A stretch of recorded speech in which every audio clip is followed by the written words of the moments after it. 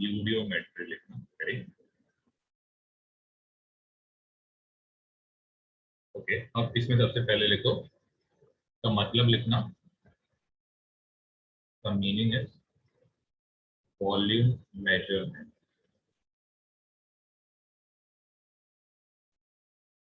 Okay, अब सबसे पहले चीज ये लिख के रखो, it is an experimental method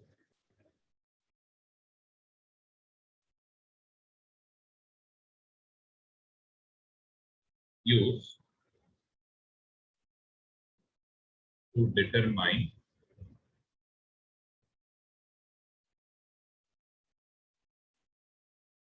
composition of gas mixture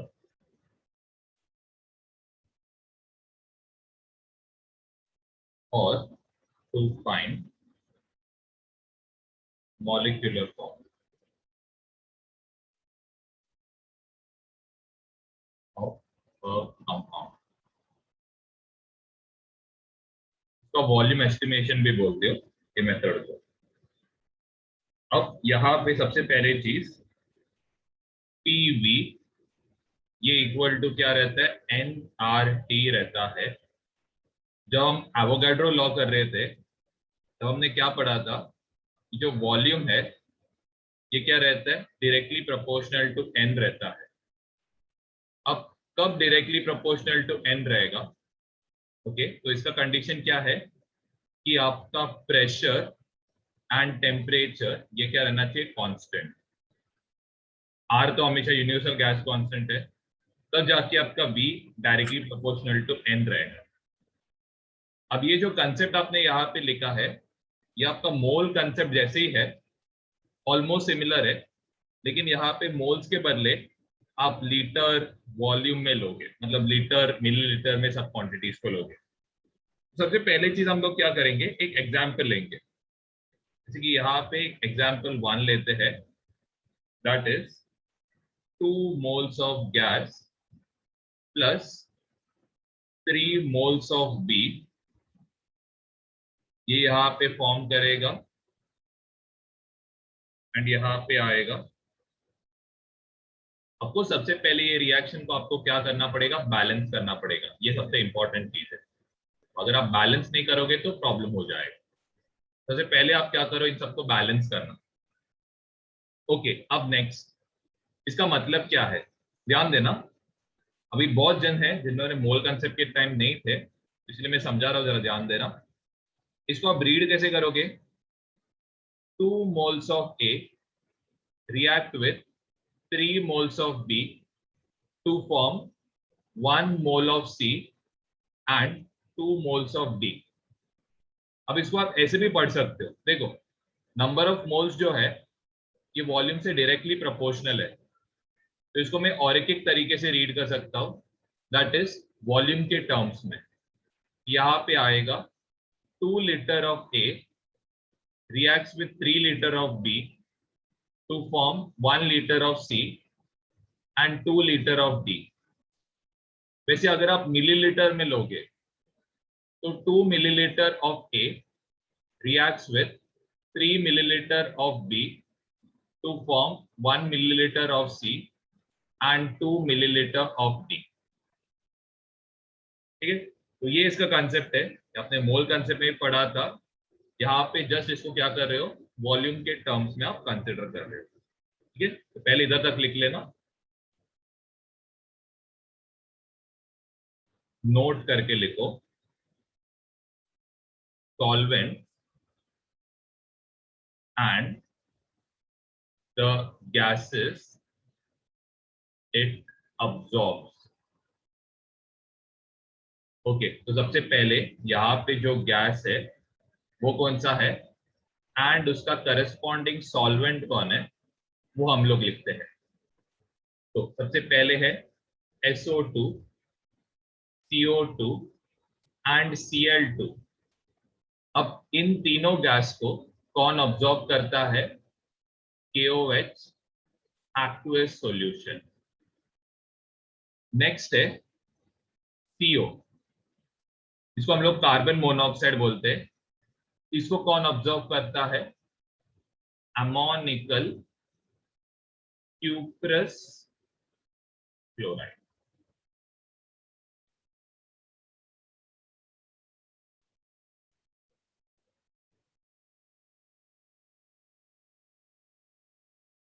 okay, अब नेक्स्ट, ये पार्ट के बाद next is oxygen. Oxygen gas को कौन ऑब्जॉर्ब करता है? अल्कलाइन पायरोगैलॉल। फिर इसके बाद next is ozone, that is O3। O3 को कौन ऑब्जॉर्ब करता है? Turpentine oil. फिर इसके बाद का next part, that is ammonia and HCl। इसको ऑब्जॉर्ब करता है water in liquid state. Last है वाटर वेपर। वाटर वेपर को ऑब्जॉर्ब करने को आप यहां पे क्या यूज करोगे? आप यहां पे सबसे पहले यूज करोगे कॉन्सेंट्रेटेड H2SO4, या फिर आप यूज करोगे एनहाइड्रस कैल्शियम क्लोराइड या CuSO। ज्यादा करके आपको ये याद रखना है, इनको आप क्या बोलते हो? इनको आप और एक नाम से बोलते हो डिहाइड्रेटिंग एजेंट। मतलब वाटर को अब्सॉर्ब करने का बहुत अच्छा काम करता है, तो डिहाइड्रेटिंग एजेंट के भी नाम से कंसेप्ट में इधर लिखना, अजम्पशंस लिखो, ये थोड़ा ज्यादा काम में आएगा, ये आपको आगे थर्मोडायनेमिक्स में भी आने वाला है। सबसे फर्स्ट है कंबशन का कॉमन प्रोडक्ट। सपोज कोई भी एक हाइड्रोकार्बन है, ध्यान देना ये आपको पता रहना चाहिए। हाइड्रोकार्बन को आप रिप्रेजेंट कैसे करते हो? CXHY। इसका आप क्या कर रहे हो? कंबशन कर रहे हो। तो कंबशन करने के लिए सबसे पहले कौन सा गैस रिक्वायर्ड है? तो ये आपको पता रहना चाहिए, that is O2, oxygen. Okay, अब इसका प्रोडक्ट क्या है? तो यहां पे प्रोडक्ट बनेगा CO2, that is carbon dioxide, and यहां पे बनेगा H2O। अब एक बहुत इंपॉर्टेंट कैलकुलेशन पैरामीटर है जो बच्चों को कंफ्यूजन होता है, ध्यान देना। यहां पे कितना मोल्स ऑफ कार्बन है? X मोल्स ऑफ कार्बन है। तो यहां पे भी कितना मोल्स फॉर्म होएगा? X moles of CO2 form होएगा। कंसेप्ट पे ध्यान दो, डायरेक्ट लिखना है आपको समझेगा ही नहीं, तो ध्यान देना। यहां पे क्या है? Y मोल्स ऑफ H2 है, लेकिन इधर कितना है? Y मोल्स ऑफ H2 है। जरा फर्क देखना है, यहां पे इट इज H, यहां पे इट इज H2, फर्क देखना है। अब जरा देखो, अगर आपको क्या करना है, इसको कन्वर्ट करना है किसमें? H में, तो आपको क्या करना पड़ेगा? यहां पे डिवाइड बाय 2 करना पड़ेगा, तब जाके वो किसमें कन्वर्ट होएगा? H में कन्वर्ट होएगा। फिर नेक्स्ट वाला पार्ट देखना, यहां पे क्या है? O2, इधर कितना O2 प्रेजेंट है? X O2 प्रेजेंट है, तो आपको यहां पे X आएगा। यहां पे देयर इज Y/2O प्रेजेंट, आपको क्या चाहिए? O2 चाहिए, तो आप इसको क्या करोगे? 2 से मल्टीप्लाई करोगे एंड 2 से इसको क्या करोगे? डिवाइड करोगे। तो ये कितना बनेगा? ये बनेगा Y/4O2 आएगा। बहुत इंपॉर्टेंट है ये, मतलब ये आपको ध्यान में रखना है, क्योंकि यूडोमेट्री में सम्स हाइड्रोकार्बन पे ज्यादा पूछा जाता है। तो आपको ये वाला क्वांटिटी अच्छे से करना है, ये दूसरा, क्योंकि ये तो ऑफकोर्स लिक्विड स्टेट में, तो यूडोमेट्री में इसको काउंट नहीं करेंगे।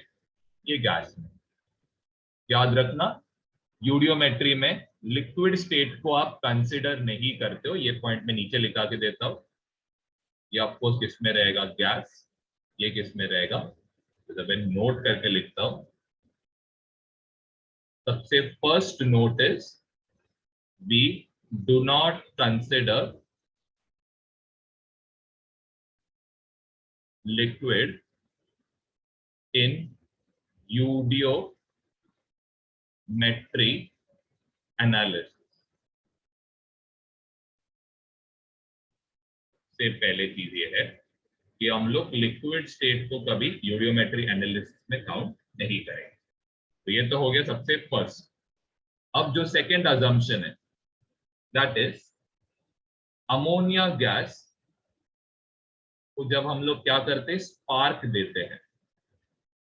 स्पार्क मतलब आप बोल सकते हो इसको एक्सप्लोजन भी बोल सकते हो या फिर हाई टेम्परेचर भी बोल सकते हो। यहां पे आता है N2 गैस एंड यहाँ पे आएगा H2 गैस। ऑफकोर्स इसको बैलेंस करने के लिए यहाँ पे 2 एंड यहाँ पे कितना आएगा, 3 आएगा। ये हो गया इसका सेकंड वाला पार्ट।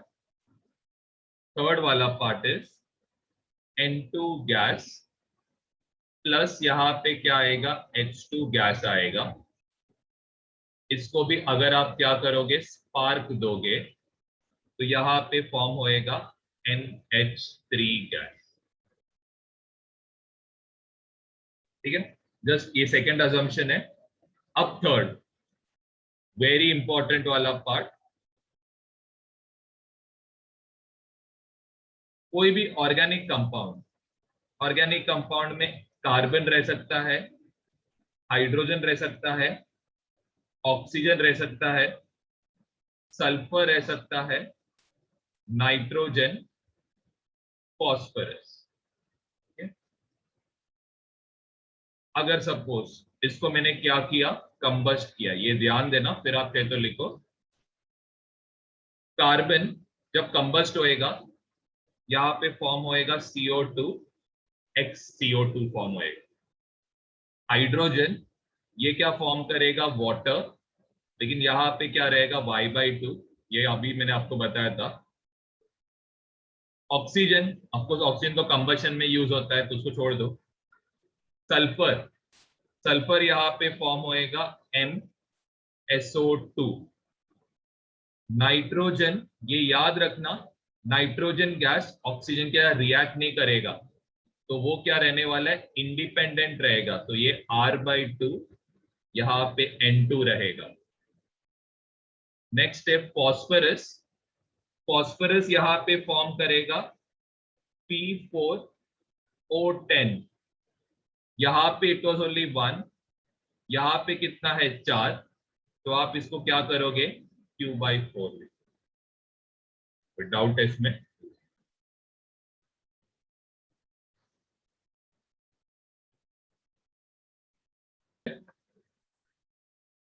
क्वेश्चन नंबर 1 में आपको दिया है 10 millilitre of hydrocarbon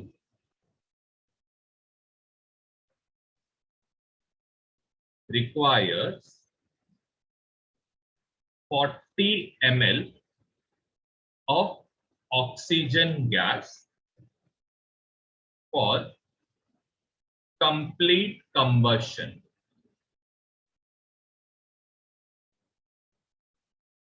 and 30 ml of CO2 gas is produced. Find molecular formula of hydro. Okay, पहले ध्यान दो मैं कैसे सॉल्व कर रहा हूं, तो मैं आपको लिखने को टाइम देता हूं, ध्यान देना। ओके, अब इसको सॉल्व कैसे करेंगे, सबसे पहले यहां पे दिया है हाइड्रोकार्बन। हाइड्रोकार्बन को आप लिखोगे CXHY। क्या लिख रहा है, कंप्लीट कंबशन। इसका मतलब ये किसके साथ रिएक्ट करेगा, O2 गैस के साथ। क्या फॉर्म होएगा, एज यूजुअल प्रोडक्ट्स आपको पता है CO2 एंड यहाँ पे फॉर्म होएगा H2O। अब यहाँ पे there is Y moles of HY, तो यहां पे फॉर्म होएगा y/2, ताकि ये 2 और 2 क्या हो जाए, कैंसिल हो जाए, प्लस यहां पे there is x moles of carbon, तो यहां पे भी क्या यूज होएगा, x moles of carbon use होएगा। यहाँ पे there is x of O2, तो यहाँ पे x ऑफ O2 आएगा। यहाँ पे there is y/2 of O, तो आपको क्या चाहिए, O2, तो यहाँ पे 2 से मल्टीप्लाई 2 से डिवाइड करना पड़ेगा, तो यहाँ पे आपको मिलेगा y/4। ओके, अब आपको दिया क्या क्या है वो जस्ट आप नीचे नीचे लिख लो। दिया क्या आपको, 10 मिलीलीटर ऑफ हाइड्रोकार्बन, इसके नीचे लिख लेना। कितना दिया यहाँ पे, 40 millilitre of O2, complete combustion के बाद 30 मिलीलीटर ऑफ CO2 फॉर्म होएगा। अब ये तो आपको पता है लिक्विड स्टेट में है, इसको आप कंसिडर नहीं करोगे। ओके, अब ध्यान दो कैसे आप इसको रीड करोगे। आपको दिया क्या यहाँ पे, 1 मोल ऑफ CXHY, या फिर आप बोल सकते हो 1 मिलीलीटर ऑफ CXHY, ये कितना देगा, ये देगा x मिलीलीटर ऑफ CO2। ध्यान दो मैं कैसे रीड कर रहा हूं, 1 मोल ऑफ CXHY, ये कितना देगा, x मिलीलीटर ऑफ CO2। तो वैसे 10 मिलीलीटर ऑफ CXHY, ये आपको कितना देगा, ये आपको देगा 30 millilitre of CO2। As simple as this, ज्यादा डिफिकल्ट नहीं है, बस कंसेप्ट पे फोकस करो। आपको क्या ढूंढना है, x ढूंढना है। क्या करोगे, क्रॉस मल्टीप्लीकेशन, 30 को दूसरे साइड लेके जाओ, उसके नीचे क्या है, 10 है ना, ये देखो 30 को आप इधर लेके जाओ, 31 से मल्टीप्लाई होगा तो 30 आएगा, उसके डिनोमिनेटर में कौन है, 10 है, तो x का वैल्यू कितना आएगा, x का वैल्यू आएगा 3। अब ध्यान दो, अब इसका मैं सेकेंड पार्ट आपके लिए सॉल्व कर रहा हूं। अब यहां पे 1 मिलीलीटर ऑफ CXHY, जरा देखो ये कितना मिलीलीटर देगा, ये देगा x plus y/4 millilitre of क्या देगा, ऑफ O2 देगा। तो वैसे 10 मिलीलीटर ऑफ CXHY, ये कितना देगा, 40 मिलीलीटर ऑफ O2 के साथ रिएक्ट करेगा। बहुत ही सिंपल, नीचे देखो क्या क्वांटिटीज दिया वो बस लिखना है। अब ध्यान दो, वापस आप क्या करोगे, क्रॉस मल्टीप्लाई, तो 40/10 इक्वल टू होएगा x प्लस y/4, तो ये 0 और 0 कैंसिल, x का वैल्यू कितना है 3, प्लस 3 इधर गया तो -3 होएगा, इक्वल टू y/4 होएगा, ये तो 1 हो जाएगा, y का वैल्यू कितना आ रहा है, 4 आ रहा है। हाइड्रोकार्बन का मॉलिक्यूलर फॉर्मूला क्या आएगा, हाइड्रोकार्बन वाज CXHY, x का वैल्यू कितना है 3, y का वैल्यू कितना है, तो ये हम लोग का रिक्वायर्ड हाइड्रोजन। कोई स्टेप में डाउट है तो यू कैन। अब जरा मैं प्रोसेस को आपको एक्सप्लेन करता हूँ। सबसे पहले आपके पास क्या था, 1 लीटर ऑफ ऑक्सीजन गैस था, इसको आप किसके थ्रू पास कर रहे हो, ओजोनाइजर के थ्रू पास कर रहे हो। अब जब ओजोनाइजर के थ्रू पास करोगे तो यहाँ पे आपको एक गैस मिक्सचर मिलेगा, किसका, ओजोन और O3 का, एंड इसका कितना वॉल्यूम है, 820 ml कंबाइंड वॉल्यूम है। इसको आप किसके थ्रू पास कर रहे हो, टर्पेंटाइन के थ्रू। जब टर्पेंटाइन के थ्रू पास करोगे तो कौन सा गैस ऑब्जॉर्ब होता है, तो यहां पे ऑब्जॉर्ब होएगा O3 गैस। तो फाइनली आपके पास क्या बचेगा, सिर्फ O2, एंड इसका आपको क्या करना है, वॉल्यूम कितना है ये आपको पहचानना है। क्वेश्चन बहुत सिंपल है। सबसे पहली चीज हम लोग क्या करेंगे, ये ओजोनाइजर में जो रिएक्शन है पहले वो जरा समझने का ट्राई करते हैं, ध्यान देना। देखो O2 गैस जो है ये किस में कन्वर्ट हो रहा है, ये कन्वर्ट हो रहा है ओजोन गैस में। अब इसको आपको बैलेंस करने के लिए यहां पे 3 से मल्टीप्लाई, यहां पे 2 से मल्टीप्लाई। तो जरा ध्यान देना, इसका मतलब क्या है कि यहाँ पे 3 वॉल्यूम्स ऑफ ऑक्सीजन यूज होएगा, तब जाके यहाँ पे 2 वॉल्यूम्स ऑफ O3 फॉर्म होगा। ओके, अब जरा ध्यान दो, अब आपके पास स्टार्टिंग में कितना था, स्टार्टिंग में आपके पास था 1000 मिलीलीटर, कौन सा गैस, O2 गैस। इसमें से खर्चा कितना हुआ, -3V वाला पार्ट, मतलब ऑक्सीजन पूरा यूज होएगा ना, क्योंकि ये ऑक्सीजन किस में कन्वर्ट हो रहा है, ओजोन। बाकी का ऑक्सीजन ओजोन में कन्वर्ट नहीं हुआ है। ओके, एंड क्या फॉर्म हुआ है, यहां पे फॉर्म हुआ है O3 गैस, लेकिन कितना volume, 2 volume of O3 gas produce हुआ है। इक्वल टू कितना है, वॉल्यूम ऑफ फाइनल मिक्सचर जो है ये कितना है, 820 मिलीलीटर है। वापस समझाता हूं, 1000 ml में उसका 3V पार्ट किसमें कन्वर्ट हुआ है, ओजोन में।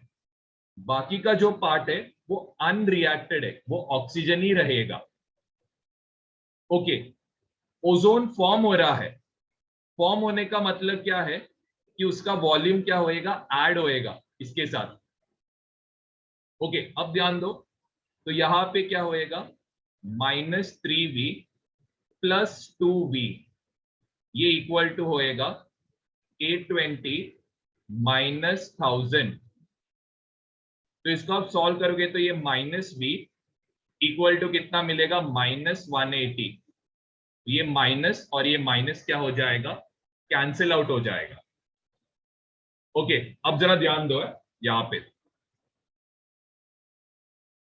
हाँ यहां पे 3 वॉल्यूम है।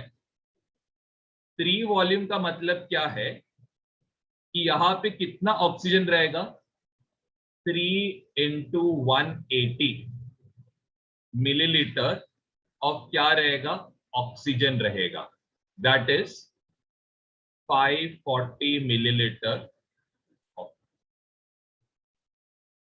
बाकी का जो रहेगा, बाकी का मतलब ये जो है 820 में, दैट इज यहां पे रहेगा कितना, आप बोल सकते हो कितना वॉल्यूम ऑफ ओजोन फॉर्म हुआ है, तो 2V, तो ये रहेगा 2 into 180 ml of ozone, that is 360 ml of क्या फॉर्म होएगा,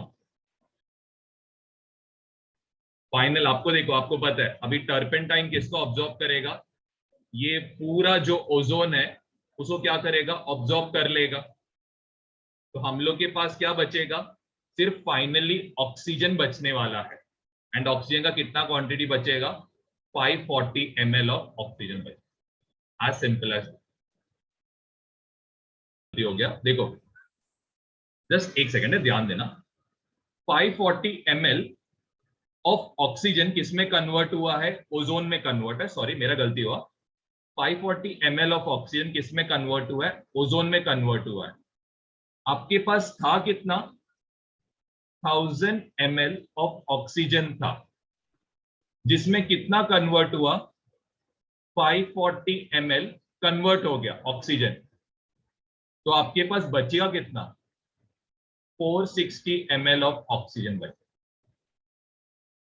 वापस समझाता हूं, आपके पास इनिशियली कितना था, 1 लीटर ऑफ ऑक्सीजन था, उसमें से 540 वाला पार्ट 540 ml ओजोन में कन्वर्ट हो रहा है।